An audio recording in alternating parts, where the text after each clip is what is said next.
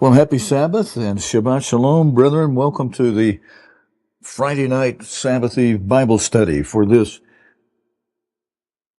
22nd day of the second month on God's holy sacred calendar. Sorry for the pause there, but got a lot of things happening tonight. I got to tell you quickly. I hope we're live streaming. I'm running through my hotspot from my cell phone to get out. We've had intermittent internet all day long today here, and the cable company had a man coming out tonight, and he's called and he's late on a few jobs, and yes, I know it's Sabbath, but I'm letting him come because I'm not buying anything from him. All he's doing is repairing our internet stream, and I hope this works through our hotspot. I won't always be able to do it this way, but tonight, as an emergency basis, we're doing it. It's as you can see on the left side of this calendar on your screen from Arthur Spear's Comprehensive Hebrew Calendar, and I have to put the book cover up just for a moment to acknowledge the page that we're using from Arthur Spear's calendar. And on the left side, we have to do is have God's calendar that begins at sunset the way God begins time. But the way man switches time at midnight, we have to say on the Roman calendar tonight is, I'm thankfully, after Jesus Christ returns, we'll no longer have to cross-reference from the Hebrew calendar to the Roman calendar for our daily activities. Now, history, we might still do that with accounts of news and what have you. I noticed our stream has gone into I'm getting a yellow light telling us I'm a little bit lacking in signal output. I'm going to move the hotspot phone, see if that might help. I was hoping to put Mr. Armstrong on while the cable repairman is here. He called and said he's on the way, but then the automatic system that says here's the routing of his truck says he's not getting here for another 45 minutes, more than 45 minutes. So I thought it's late. I better go ahead and try something tonight. So we're trying it. Walter in Canada, I promised that I would cover a subject. Now, I'm leaving this calendar on the screen while I talk. We don't have camera active yet. And because it's important, I'll come back to Walter in a moment here. It's important that we know where we are on the calendar as of the end of this Sabbath, at sunset, at the end of not the end of Saturday, but the end of the Sabbath, on Saturday at sunset, April 13, we will have completed 5 weeks of the 7 weeks that we're counting to Pentecost. Brethren, do you realize that means we are only just 2 weeks and a day away from Pentecost now? I mean, the way God counts time, from the 22nd day of the second month to the 8th day of the third month. This year, Pentecost is occurring on the 8th day of the third month, the way you count it out from the weekly Sabbath, beginning with the morrow after the weekly Sabbath, which was the Wave Sheaf Day this year, April 9.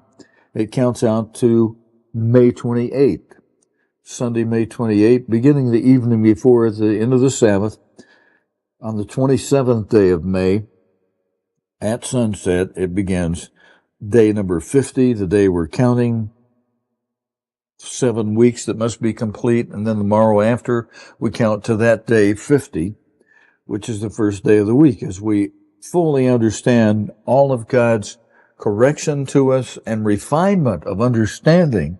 Because once he taught us that we no longer count from the annual Sabbath the way the Jewish people are doing it, that's not what he ever intended. God intended for us to count from the weekly Sabbath. And there's scripture in the Bible that shows you ancient Israel counted from the weekly Sabbath when they went into the promised land. That's your proof for it, and that's the precedent for it. And God has not changed that. And yet the Jewish people, though they keep the calendar well for us with their tradition, somehow they got to where they were counting it from the annual Sabbath. Mr. Armstrong did that with his wife the first 7 years, and then with the Philadelphia era, their first 3 years. So for a total of 10 years, during Mr. Armstrong's first 10 years, he was observing Pentecost by counting it from the annual Sabbath. Then in 1937, just before Pentecost, God corrected Mr. Armstrong's understanding, showed him we should be counting from the weekly Sabbath, but because of the scripture that we find in Leviticus 23, verse 17, in the King James Version of the Bible, and all the other versions of the Bible that existed at the time Mr. Armstrong was making that determination, we followed the English grammar for Leviticus 23:17, which says count from the morrow after the weekly Sabbath, and we goofed up by counting from that day. The Hebrew grammar says count beginning with that day.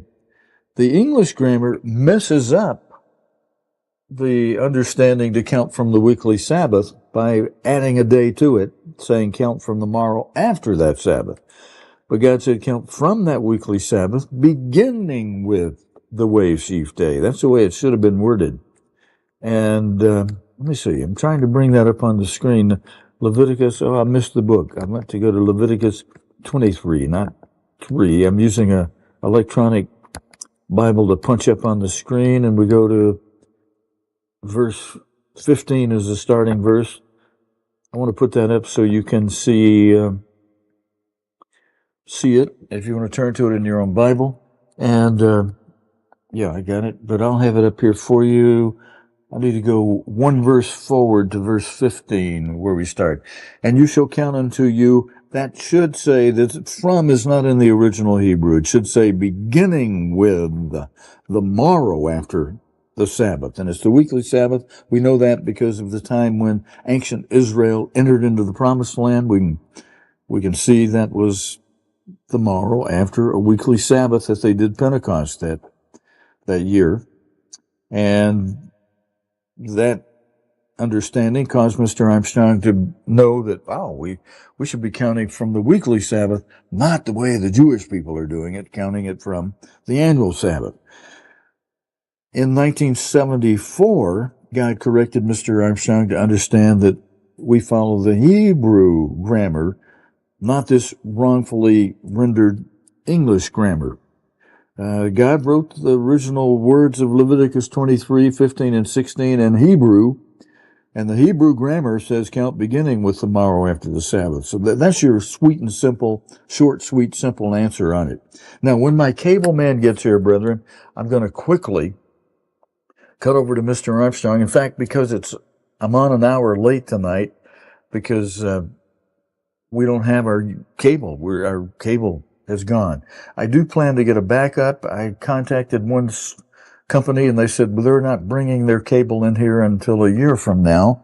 That's Comcast. You might pray about that. They offer good business service and they guarantee 99.9999% of the time they will be up and not let us go down like my current service has allowed to happen. And my neighbor has service, but we don't. There's no outage in the area. And they've been out here twice already. This is going to be the third time. So I'll appreciate your prayers that they can find what's causing our cable to be intermittent here from time to time as it's been. You know, last week we were able not only to do our Sabbath service in the morning from the United States, afternoon in the United Kingdom, and then in the afternoon in the United States, we were able to stream on our website, not on Facebook or YouTube, but on our website only on cogtv.org, a special music session we did. Singing together was some karaoke music of the Israeli 1979 European award-winning song called Hallelujah. A beautiful thing. And Gailey Atari, who with three other fellows in a group called Milk and Honey, they won big with that hymn. I've got it on our website, a link to a YouTube for that, and I can't play it on our current licensing arrangement through Facebook and YouTube, but I can play it on our site. We might do that again tomorrow if our cable man who's coming on out here tonight finds the problem and gets us straightened out, and I'll appreciate that if you pray about that. Now, Walter, I was mentioning Walter up in Canada. Let's come back to our calendar now that we know we should count beginning with the Wave Sheaf Day and not from the Wave Sheaf Day. We count from the Sabbath.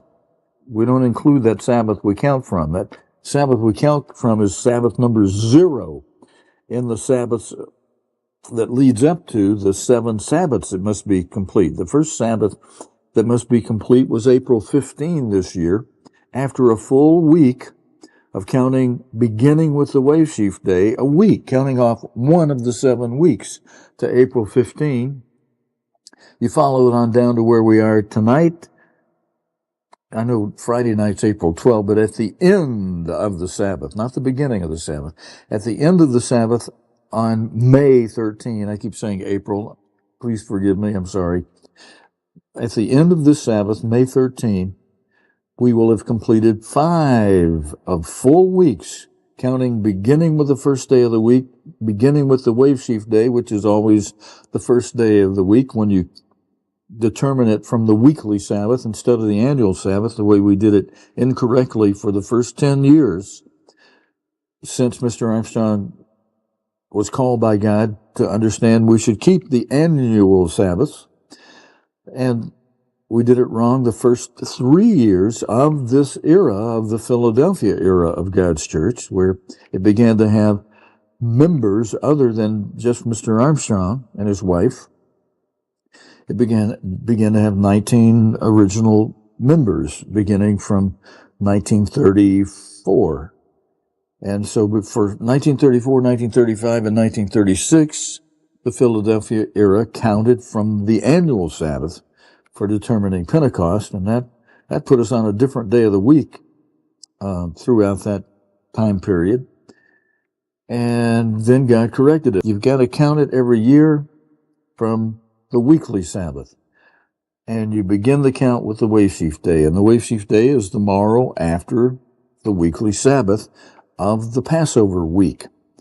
And if Passover is the Sabbath that week, then that's the day. Now, I think this may be my cable man. Hang on while I answer him, let him know I'll answer the door, and I'll put Mr. Armstrong on real quick. Just please stand by with me. Hello, Stephen speaking. Hey, Mr. Stephen, I was calling you on outside. Okay, if you'll give me 1 minute, I'm in a live stream and I'm going to throw on a video. And I'm getting a yellow light. I hope this stream is working. I'll explain to my cable man what we're doing and how important it is for him to keep my cable up and running. So I'll appreciate it if you give me some prayer about that. All right, I've got it queued up. We're ready to go. And here's God's End Time Apostle. We're going to pick up where we left off from last Sabbath. We played part 1 of the state versus church, and tonight we're going to play part 2 of church versus state. So let's give a good, careful ear. I got the audio turned on. I'll be ready to turn off my microphone. And Brethren, those of you that have followed me for a long time, I'm not going to apologize for what we have to do to run a live stream here with the equipment I have. If you want to help us make it better, tune in tomorrow morning. I'll tell you how you can do that. I shouldn't say tomorrow morning. Tune in the morning for the Sabbath service. Let's go to Mr. Armstrong. Let me open the door and let the cable man in, and I'll be back hopefully when Mr. Armstrong finishes here, brother. Here's part 2 of Church versus State. The Ambassador College campus in Pasadena, California, has been the headquarters of the Worldwide Church of God for 32 years. Here on January 3rd began one of the most dramatic confrontations between church and state in 200 years of American legal history. The Worldwide Church of God was placed into receivership following a secret court hearing, a hearing of which church officials knew nothing. At the hearing, a deputy California Attorney General presented a lawsuit alleging that the church was indeed so mismanaged as to be worthy of receivership. The lawsuit accused Herbert Armstrong and Stanley Rader of siphoning off the property and assets of the church for their own personal use on a scale of several $1 million per year. These alleged improprieties were said to have plunged the church into a financial crisis. This case, officially the state of California versus the Worldwide Church of God, could well become a landmark in the annals of church-state relations. The church claims the right to govern itself, and the state comes along and claims the same right. Who's going to prevail? The state doesn't know God, but the state is under the government of the United States. And the federal government allows state governments. But the federal government has certain control over even state governments. And the First Amendment to the Constitution of the United States is the basis in this particular case, which says that Congress shall make no law respecting religion, and which guarantees, and has always been so construed by the Supreme Court of the United States, that is the government of the United States, not of God. That God has right to have his kind of governments, but separation of church and state is guaranteed by the Constitution of the United States. Now, God tells us in the Bible to be subject to the powers that be, and in our ordinary lives, if the laws of man say go 55 miles an hour, we should do that. And the laws of men, on the whole, are intended for our good, and they're a terror only to the thief and the scoundrel and the evil. But when it comes down to a matter of church and worship, the Constitution of the United States says we are free. Or church-state relations. The California attorney in this case that it was merely an investigation of financial matters. But church officials claimed that the allegations concerning finances were little more than a pretense, an obfuscation of the real motives behind the suit, which were to strike a crippling, if not death blow, to the church, at least in its present form. The true nature of the suit, said church leaders, could be seen by noting that many of the charges in the lawsuit were nothing but a sham, and that the office of the state attorney general could have easily discovered as much with only minimal effort. For example, in subsequent court proceedings, a Los Angeles judge described the charge that church leaders were liquidating church real estate at below market value prices as sheer speculation, conclusion, and hearsay. This judge also ruled that there had been no showing that church property in Texas, scheduled for sale at $10.6 million, was actually worth $30 million. Indeed, reputable appraisals were produced which valued the property at less than its selling price. And the $30 million figure turned out to have been taken from a Texas newspaper clipping. In general, church officials were angered over what seemed to be a presupposition of guilt in the proceedings that led to the imposition of the receivership. One of the first acts of the court-appointed receiver on January 3rd was to fire Herbert Armstrong as executive head of the Worldwide Church of God. The state attorney general's office had apparently expected that church members would support his action against Herbert Armstrong. But the membership, generally characterized as conservative and non-political, responded in a fashion unheard of in the history of this particular church. Several hundred members staged a sit-in in the church's Hall of Administration, making it impossible for the receiver to work. While the plaintiffs had stated in their suit that the church would not be harmed by a receivership, the immediate result was the cancellation of a $1 million bank loan. Furthermore, thousands of church members apparently decided that they would not send their tithes to a receiver-controlled church, and the church found itself in an immediate financial crisis. Meanwhile, thousands of church members mailed donations directly to Herbert Armstrong in Tucson.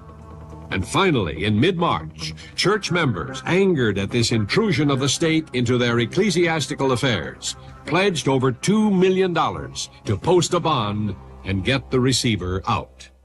While we're on the subject of the state versus the church, does the state have any right over God's money? Jesus picked up a coin and he said, whose inscription is on it? And it was a matter of paying taxes. And they said, Caesar's. Well, he answered, render unto Caesar the things that are Caesar's, but render unto God the things that are God's. Now, Caesar has, our modern Caesar, the state sets a certain tax on income. The United States federal government sets a certain tax on income. God has allowed them to have that right. And therefore, God commands us to pay those taxes. However, in the way of living, we have certain laws we all have to respect. If I'm driving an automobile and it's now unlawful to go over 55 miles an hour, I will obey the powers that be as far as I can. I will hold it down to 55 miles an hour. That's one of the things that are Caesar's. But when it comes to a Christian life and your belief in life and the hereafter, that's another matter. And Caesar doesn't know anything about it. We've been talking about how the state is affecting the church, and they claim that they own the church property, and will you ever concede that such a thing is so? Well, that just gets back again. That is whatever we tell them the Bible says they'd only laugh at, so we just don't do that. But it gets back to the laws of the state and the United States government that we're living under. We're ultimately going to have to fight this in the federal courts. They say they have a right to protect their members from you. They forget that not over 7% or so of our members are in California. The rest come from all the rest of the world. And that our operations are worldwide. And now, they thought we would cave in. They didn't realize the scope of our work. They didn't realize its size. They didn't realize, another thing, the absolute integrity and loyalty of our membership. And they will see that money gets to me to carry out what God wants done, no matter what man does. Now, in this lawsuit, we're only concerned about the laws of man as far as they go, because they aren't going to listen to anything about the law of God anyway. We know that. We're not going to tell them. Now, this lawsuit, I know the real culprit is Satan. And men don't realize it, but men have been somehow, they don't know what went on in their minds that caused them to come to the place that they did, what they did to provoke this lawsuit. But there's something really great behind it all, and I happen to know what it is. And God is going to win this victory because it is a challenge against God. Now, God is going to let it go to the point that He wants it to go to. The first thing I begin to ask is, where am I wrong? Where is the church wrong? What have we done that God allows this thing to come on us? And when I wrote to all of our members all over the world, I said we need to realize this could not have happened if God did not allow it. God did not cause it, but He allowed it. And it's a kind of punishment. But when God punishes, it isn't revenge. That's another thing people don't know about the nature and the character of God. When God punishes, His punishment is always corrective. It's always to help us, never to hurt us. But sometimes He has to hurt us in order to help us. I mean, that's the ultimate purpose. So I said to our people, we need to search our own hearts and find out what is wrong with us. Where are we wrong that God is sending this thing to make us search down deep into our own hearts? More of our program right after this announcement. For several days in early January, the story of a church financial scandal headlined newspapers and newscasts across the country. But often lost amid the publicity was the fact that the action against the church involved much more than an alleged financial scandal. Indeed, the most fundamental and controversial aspects of the lawsuit were not matters of money or real estate. The lawsuit against the church claims it is a one-man operation, completely controlled by Herbert Armstrong, with members of the church's board of directors serving at his discretion. Church members, says the suit, have never voted on any matter pertaining to the governance of the church. And this, it is charged, is a violation of California state law governing non-profit corporations. The suit asks that immediate membership-wide elections be held to replace the present board of directors. This, it says, is necessary to conform to California state law. But, according to church leaders, any state law that is construed so as to interfere with the governing of a church is unconstitutional, because in the Worldwide Church of God, as in many, if not most other churches, church government is a doctrine as much as any other tenet or article of faith.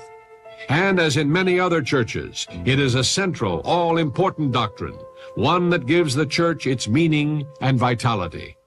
It is a doctrine of the Worldwide Church of God that the church be governed in a hierarchical manner. The Good News is a church publication expressly for church members and devoted to articles on doctrine and Christian living. Over the past 30 years, it has printed lengthy and detailed biblical expositions of the doctrine of church government. For example, this article from the Good News explicitly states, "Far from prohibiting all authority, Jesus sanctioned the right kind of government, God's rule, theocracy, for the church." Speaking of the early Christian church, the article says, "There was no membership politics nor voting on church offices or doctrines."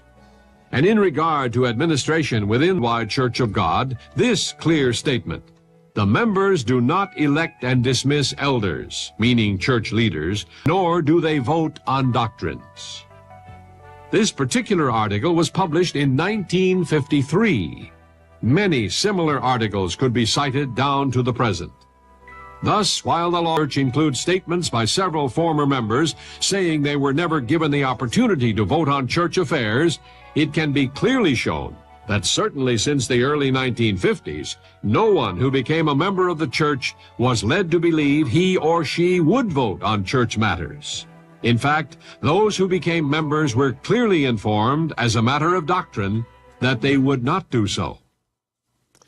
Mr. Armstrong, do you feel that the church government or church rule is the real issue in this lawsuit? Yes, I'm sure that's the main issue. Well, now what do you mean by church government? That goes into something that is peculiar to our doctrines. I might have to go back to the beginning, were very vital to me at the time. One had to do with the Bible and Ever since I had been 18, I had been away from church and religion and any such interest. I was in the world of business and advertising. But it drove me to an intensive 6 months in-depth study. I've had to prove to myself whether or not God exists. And I began to wake up to the fact that I had always taken it for granted that God is. I'd been taught it since I was a child.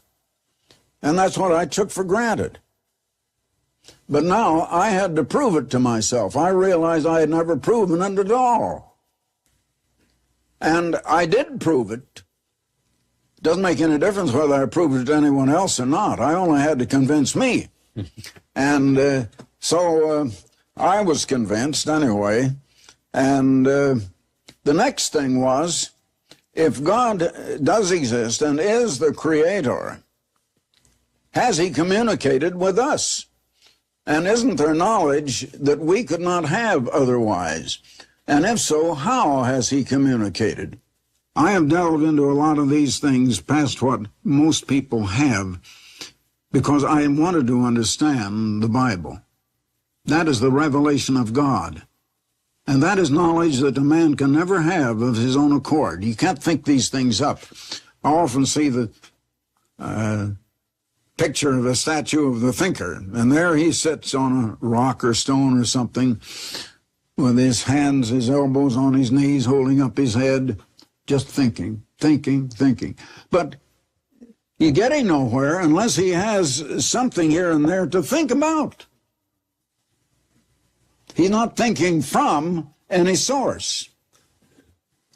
Now, the Bible is the source I like to do my thinking from and put together what is here and there, and like you'll read in Isaiah, that you don't get all of the Bible just starting a story flow beginning in Genesis and ending in the last chapter of Revelation.